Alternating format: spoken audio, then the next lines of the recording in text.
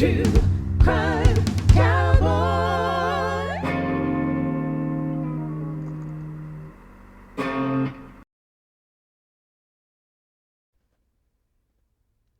Good morning, folks. And I want you to notice that I'm actually looking into the camera. I'm not looking into the microphone this morning. All right. Today is going to be the first video in the series that I promised you guys. And I just want you to know that I've got to be really careful with what I say this week. I've been advised by people who know what's going on that I need to really be careful. And when I say that I'm sticking my neck out, that's not just a cliche. I'm not trying to hype anything. I'm being for real. Okay, there are things I'm going to be touching on that other creators are aware of, but they're not going to touch it. And maybe I'm stupid for doing so. I'm not saying I'm some brave hero or anything like that, but somebody has to bring this stuff to light. And, you know, I thought about it, I prayed about it, and I just feel compelled that I have to bring this stuff to light. Again, I have to be careful because once this stuff gets out, there's going to be some fur flying. There's going to be some some furniture moving. Yeah, this is the only thing that I've done that I'm actually a little nervous about. But get out of here, little fly going around here. Yeah. So I'm going to be talking about some very serious stuff in this video. And you notice I'm actually doing it before all the glare comes in the window, even though there's enough glare from my microphone. There's actually no way to turn the light off on this thing unless I go like this. But when I do that, it puts it on mute, so it doesn't do me a whole lot of good. So, anyway, this morning, we're going to be talking about the cartels, specifically the Sinaloa cartel, which is, of course, the one closest to California. We're going to be talking about them. We're going to be talking about how they are laundering money in the Truckee area. We're going to talk about the families who are involved. And I hope you can't hear my stomach because it's like going, and I just fed it too. Shut up. Don't tell me what to do. Somebody enjoyed that comment I made yesterday. Shut up. Don't tell me what to do. Shut up. No. Hey, you got to have a little bit of fun. Can't be all serious, right? I mean, this is serious business, so it really is. So, anyway, I want to get into the specifics, what I want to talk about. And so, the first thing we're going to cover is how the cartels launder money. And specifically how it's being done in the Truckee area. All right, let's get into it. Okay, now we're going to get into like the meat of everything. And that is, we're going to be talking about the cartel involvement in California and specifically the Truckee area. Now, this is some information that I've gleaned from different sources. I want to just lay it down as a background so we can understand the rest of what I'm going to be talking about. A lot of you may already be familiar with some of this, but for those of you who aren't, this is for you. And for those of you who are, this may be somewhat of a refresher. But let's get into it. It says Mexico is home to several drug trafficking organizations, DTOs, the Sinaloa Cartel, which that's the one that's actually the closest to the California border, actually borders it. The Sinaloa Cartel, La Familia Cartel, Knights Templar Cartel, Juarez Cartel, and others. Now, there's two. Now, there may be more than two, but this is the two main ways that they launder money. The first is through financial institutions. It says, first, if traffickers decide to launder their money through financial institutions, they need to deposit their dirty money at a bank. Second, a process known as layering goes down. Traffickers will send drug proceeds through various wire transfers to different accounts in different names in different countries, all the while varying the amount of their deposits and withdrawals to make the paper trail harder to follow. Some traffickers even send drug profits back to Mexico in wire transfers disguised as payment for imported commodities such as gold. All right, then it goes on to say, finally, the now laundered money re-enters the mainstream economy, appearing to originate from a perfectly legal transaction. For example, the trafficker could use its accounts to purchase overvalued items from a company the launderer already owns. Using financial institutions, however, risks detection, especially because the IRS requires banks report any deposits over $10,000. When cartels have millions to transport, any deposits less than that can grow tedious. And even then, the IRS could start sniffing around. In 2010, for example, Europe's largest bank, HSBC, was caught moving more than $881 million in narcotics profits for the Sinaloa Cartel, the world's largest drug trafficking organization. All right, so you see that the cartel's not influence isn't just in Mexico, isn't just in California, it's worldwide. And that's one reason, like I've said before, that they have unlimited resources. Okay, then, besides the financial institutions, the second method is trade-based money laundering. When avoiding banks, drug traffickers first deliver drug proceeds directly to money launderers in a money pickup. In one of these transfers, a broker associated with the cartel arranges for a U.S. conspirator to call whoever has the drug profits. That individual will answer and wait for a code given to the conspirator by the broker. When the two are sure they're on the same page, the individual hands over the profits.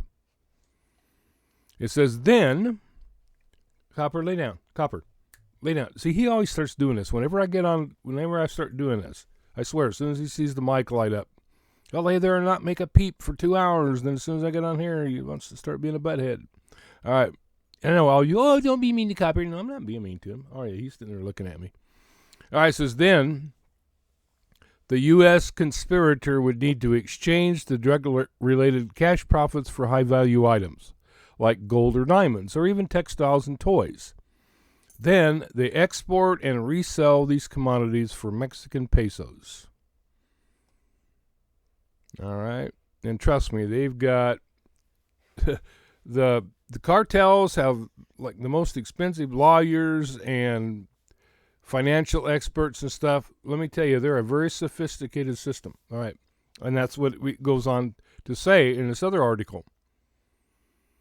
It says drug cartel leaders may be uneducated in the traditional sense, but as the agents pursuing them know all too well, they are wise strategists and extremely sophisticated business people. They are wily strategists and extremely sophisticated business people. Because their business depends on identifying and exploiting loopholes in the world's legal and financial systems, they hire the brightest talent they can find to help them achieve their goals and pay them extraordinarily well. All right, so this ain't no fly-by-night deal we're dealing with when we're talking about. We're talking about a very sophisticated, highly connected system. All right? It says cartels hire teams of computing specialists to hack into data networks along with savvy, talented attorneys to help them skirt the legal system. They work with accountants to exploit the banking systems in the United States and Europe.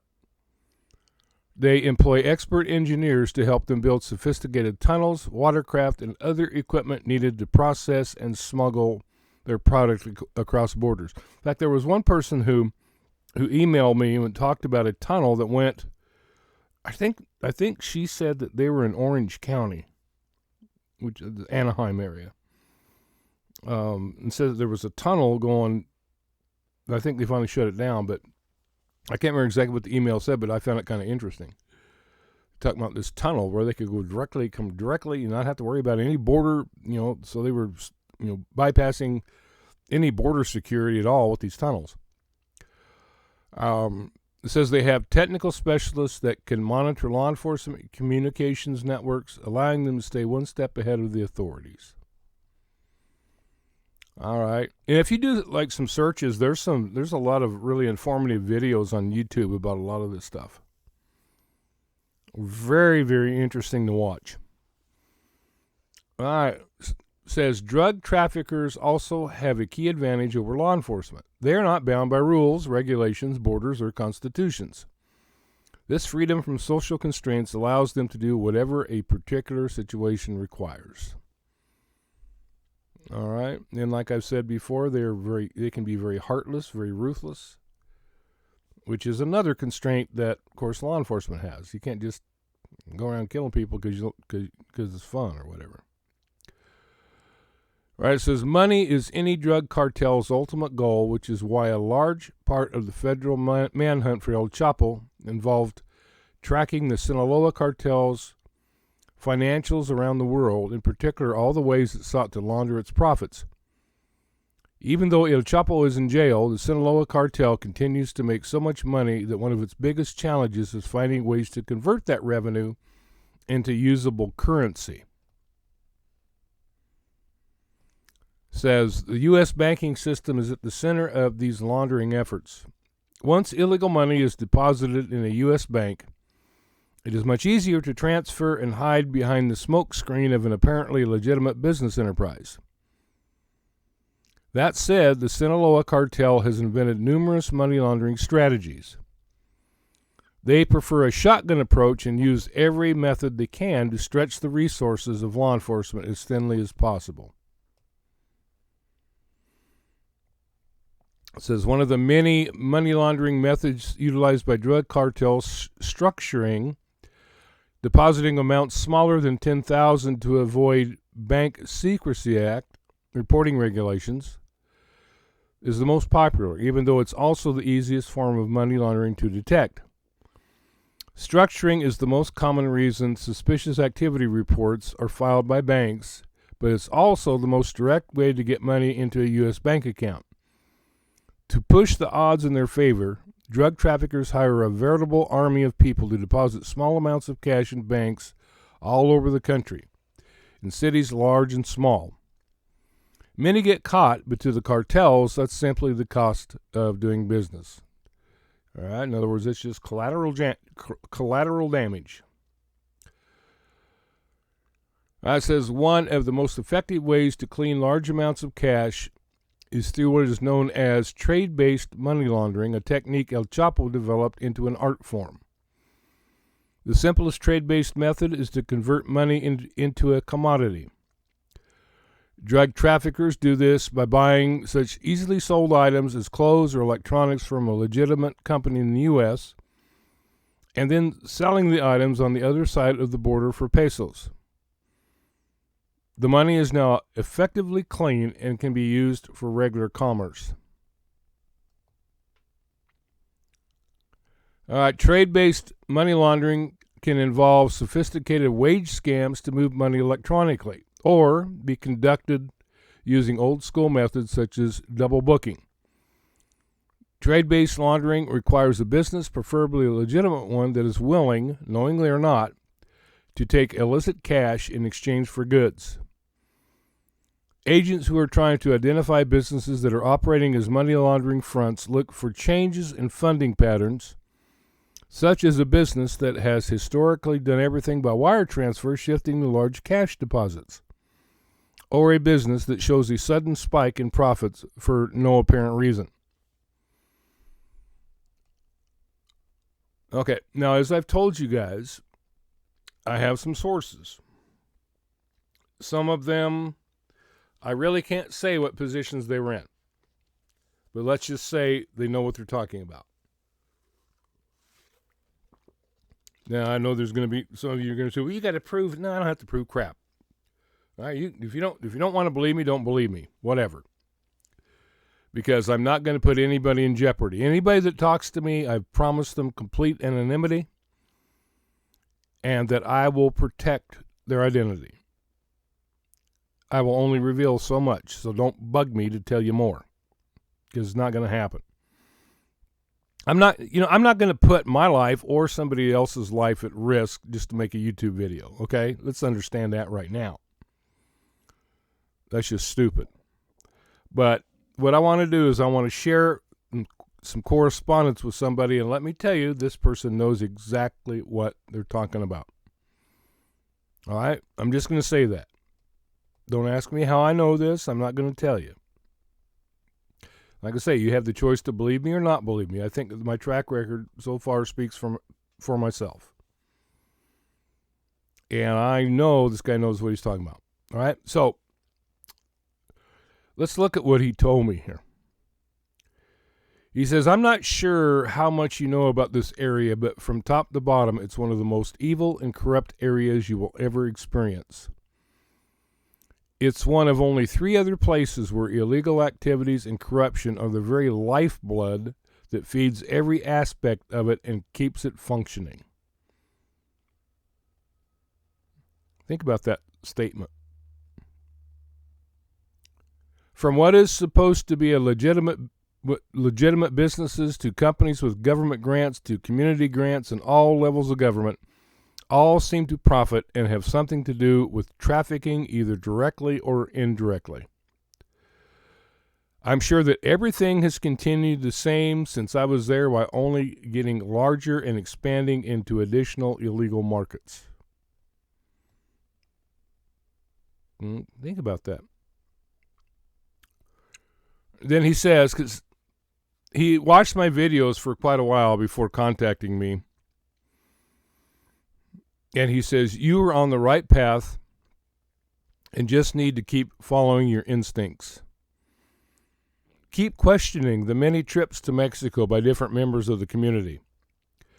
You and I both know, you and I both know what would happen to someone like Jagger south of the border if he wasn't being protected by someone high up. He wouldn't make it back from one trip across the border, yet alone multiple trips. Goes on to say, everyone would be shocked and amazed to find out how deep and how strong their ties to the cartels are. He's talking about Truckee, the people in Truckee area. People say the reason they cover up so much is because they can't hurt the tourist money that they depend on. But the reason they depend on it so much is because they need it to launder their money as well as the cartels. From every store to community programs, government grants, and everything I mentioned above is used to launder money. Then he says, I can say that your information about the police is more than likely 100% correct. The reason why I'm saying this is what I was trying to say in my previous messages. The police and everyone else had developed ties with the cartels, and it went from marijuana to all trafficking and being a full-scale crime organization. All right? And then this is my note in yellow there, where he says he goes on to mention the families involved, names which you have all, not all of them, but most of them you've all seen or heard. All right, just saying. He says, I know you should be able to find a lot of court cases against the water company that was owned by the grandfather of Kylie, because the powers to be and the cartels have been after it for years because of the money they can clean with each contract and grant. I haven't checked, so I'm unaware if he still owns it or not. Also, Sammy's mom represented the opposing side against the grandfather on many occasions. If you look at the so-called PI company they own, you will find a money cleaning op hidden behind government grants through, I believe, GSA, but we'll have to verify. But Pelosi was the one steering grants their way for at least $500,000 to $1 million plus. All right. Very enlightening. All right, so hopefully what I have shared with you, this is just a little tidbit. I haven't really gotten into a lot of the specifics. I don't know how deeply I'm going to get into that, just simply for safety reasons. But I do want to try to provide as much information as I can. And also, Copper, stop it. He always acts up as soon as I get on here. He'll lay there and not make a peep until I get on here, and then it's like, I don't think he's trying to get my attention. Anyway, what was I saying? See what happens? You keep interrupting me. Yeah, you do. Yeah, you do, dude. But anyway, I hope that gives you a little bit of insight. Like I say, it's just a little tidbit I'm sharing with you today. There's a lot more specific information, and I don't know how much of that I can safely share. I mean, I want everybody to be informed about this stuff, but at the same time, I don't want to put my life at risk just for a YouTube video. You know what I'm saying? So this is very important to me, though, and I want to try to figure out, and maybe with your help we can, figure out how this is tied to Kylie's case, because I so deeply believe that it is in some way.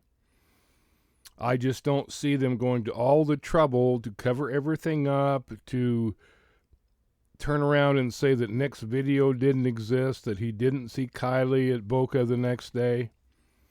There has got to be a reason they wanted that covered up.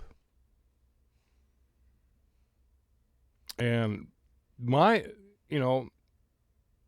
deepest fear, but also my gut feeling, is that Kylie was a commodity. That Kylie was payment to the cartels, and that she was trafficked. There's no way that anybody can convince me 100% that was her in that vehicle. I just don't see any way it was. I'm totally, again, just basing this on the autopsy. I don't know whose body that was in there. People say, well, Nick Wren saw her. No, Nick Wren saw a body. All right, number one, Nick didn't know her. There's no way he could recognize her because, that long in the water, she probably wasn't recognizable. That may be one of the things stated on the autopsy report that was true. Although, apparently the deputy came in and looked at her and said, yeah, that's her, But there's no way that Nick could have known if it was her or not. All he saw, as far as we know, because he hasn't gone into specifics, but as far as we know, the only thing he saw in there was a body. If indeed it was a real body. Because if you watch the recovery video taken by the helicopter, by the news chopper up there, there's some hinky crap going on. And if you weren't trying to cover something up, and if it was totally legit, I don't think you would see the things going on that you see in that video. Man, I think this is getting a lot deeper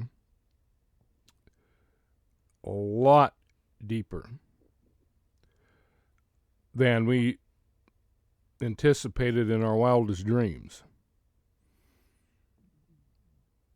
And it just further goes to show that people that believe this was an accident,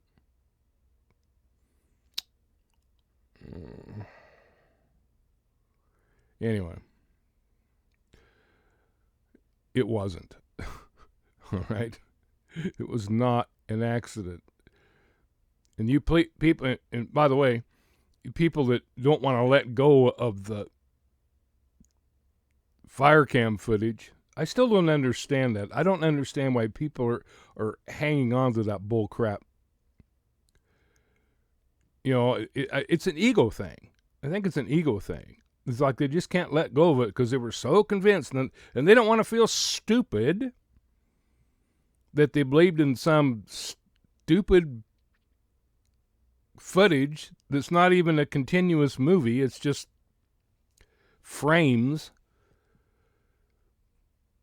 And like I said, if you haven't seen it, watch my video where I debunk this crap. And there's 3 or 4 different cars that do the same thing as the one that was supposedly Kylie's. Why didn't they find 4 cars in the water? Anyway, it just amazes me how people will hang on to stuff regardless of how idiotic it is. And it is. It's idiotic. I don't care what anybody says.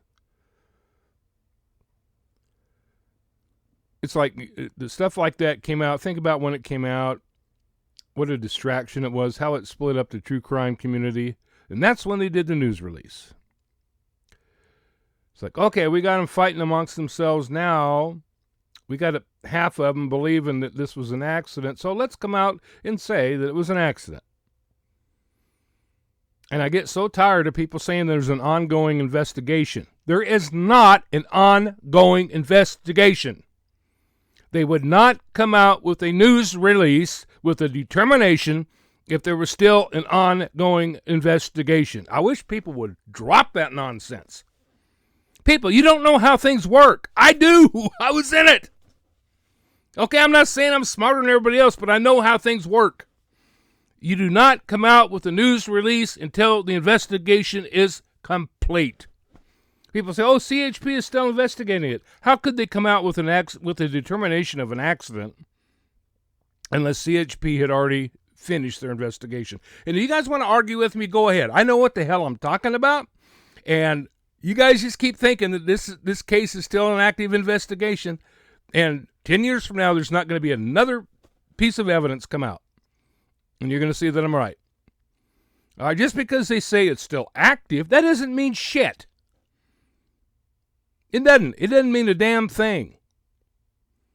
Look, people, I've been behind the scenes. I know how this stuff works. I know why they're keeping it in active status. Because as long as they keep it in active status, they don't have to comply with Freedom of Information Acts because they can just say, oh, we can't release this because it's still under investigation, which that's bullshit. It is not. And I wish you people would believe me that I know what the hell I'm talking about. I said this clear back when the news release came out. Did I not? I said they're not. I predicted at that time, I said, they are not going to hold a press conference, and we will not get another bit of information. All right, how long ago was that now? Yeah. Oh, guess what?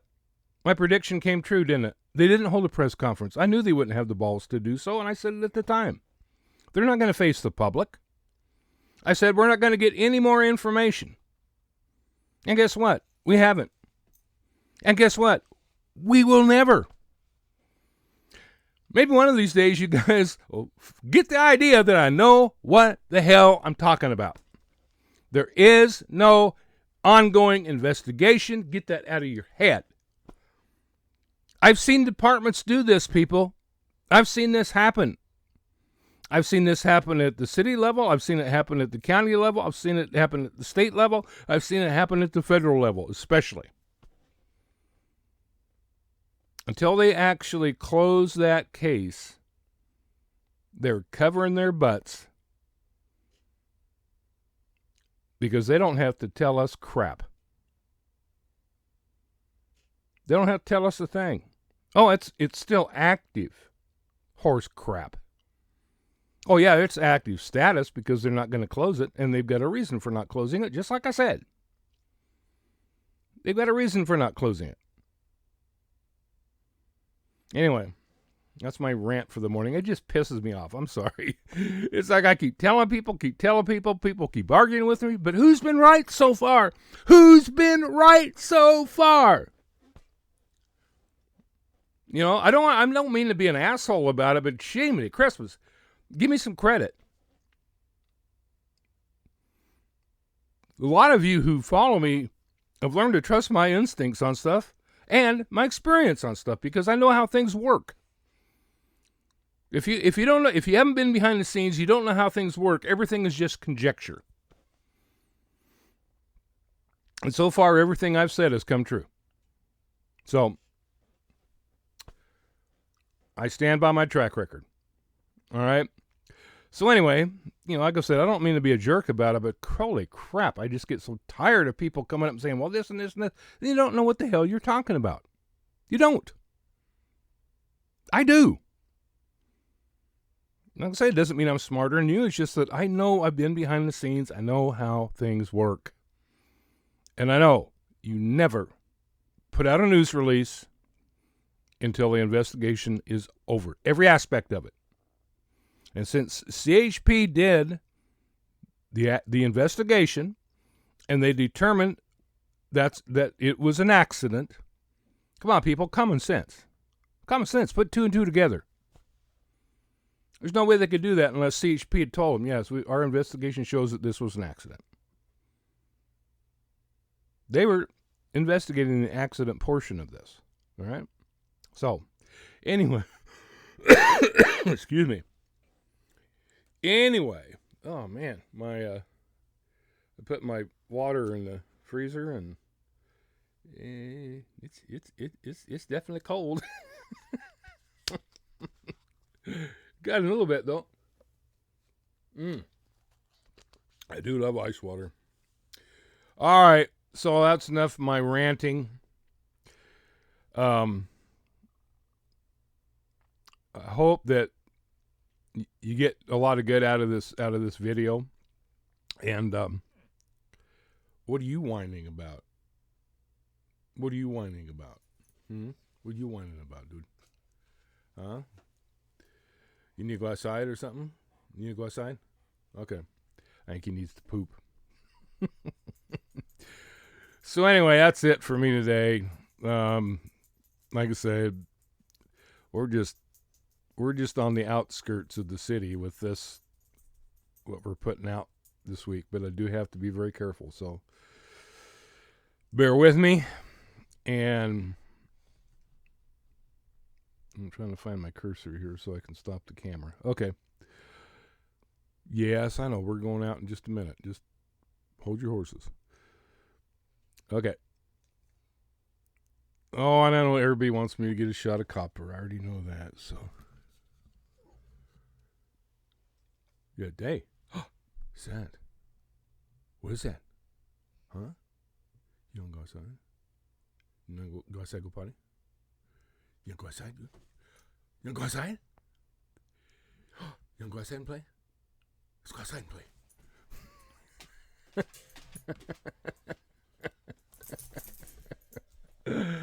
He's such a good dog. All right, folks. We'll catch you later. True crime cowboy. True